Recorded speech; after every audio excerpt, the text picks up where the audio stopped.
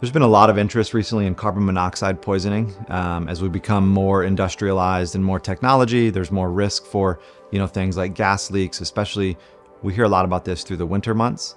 Carbon monoxide poisoning basically decreases your body's ability to use oxygen, and instead your body uses carbon monoxide. So it damages the cells. It can cause things that may be similar to stroke symptoms in the severe cases. So muscular weakness, brain fog, headache, nausea, vomiting, but really changes in the brain and the brain chemistry.